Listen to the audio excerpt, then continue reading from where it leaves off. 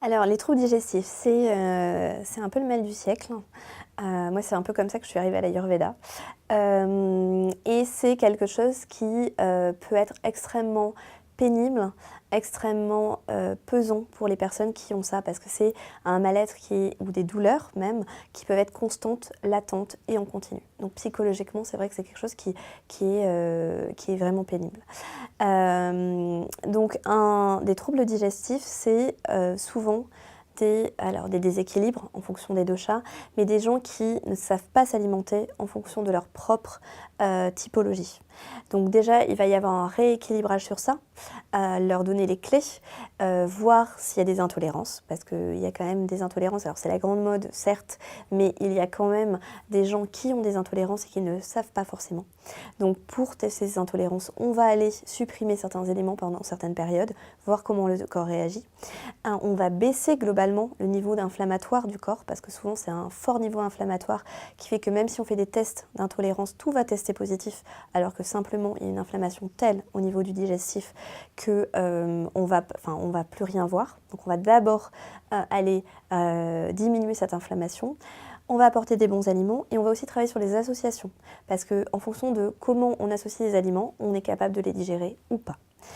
De façon simple, en créant des problématiques ou pas. Si on prend l'exemple des fruits, les fruits se digèrent en 30 minutes, alors qu'un repas classique se digère entre 2 à 3 heures. Donc typiquement, si on est en train de manger son repas qui reste dans son estomac et après ensuite on enchaîne avec des fruits, donc les fruits vont se mettre par-dessus et vont rester 2 heures et demie au sein de l'estomac. Qu'est-ce qui va se passer? Ils vont fermenter, ils vont ralentir la digestion puisque ce ne sont pas les mêmes enzymes, les mêmes sucs digestifs pour les digérer. Ça va créer de la fatigue, ça va créer des flatulences, des ballonnements et de la gêne, voire de la douleur. Donc voilà, donc des choses comme ça, c'est pas forcément changer radicalement sa nourriture, c'est juste comprendre qu'est-ce qui fait du bien à son corps, qu'est-ce qui ne fait pas de bien à son corps, et comment on arrive à le mettre en place au quotidien dans son alimentation quotidienne. Alors après, moi je suis fervente du fait qu'il est important de garder du plaisir, de la gourmandise, et que c'est pas parce qu'on change ses habitudes alimentaires que ça doit devenir ennuyeux et sans goût. D'accord? Donc je suis vraiment pas du tout là-dedans. Je suis sur comment, je suis pas dans le remplacement de 1 pour 1, parce que souvent quand on fait, je sais pas, si quelqu'un adore manger de la viande rouge et en mange 2 fois par jour, ça c'est pas bon pour la santé. Je suis dans la modération. 2 fois par semaine c'est très bien. Au-delà, ça commence à être on crée un terrain acidifiant.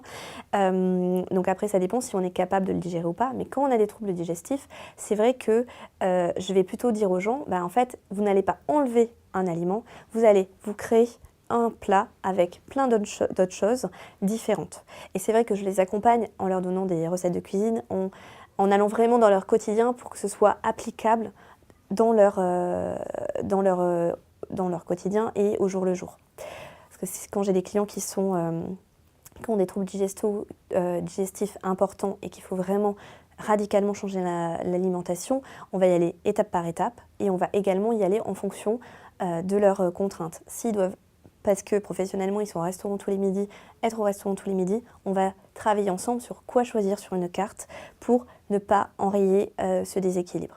Donc voilà, et aggraver ce déséquilibre, pardon. Et donc voilà, donc c'est vraiment, je suis sur du sur-mesure et sur quoi faire pour que ces changements puissent être ancrés sur la durée et que les gens ne se sentent pas frustrés. Je ne suis surtout pas dans du régime ou dans de l'interdiction, je suis toujours dans de la modération, dans de la fréquence.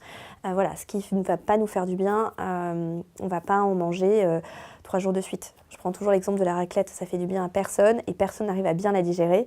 En revanche, ça nous fait du bien d'en faire 2 ou 3 par hiver.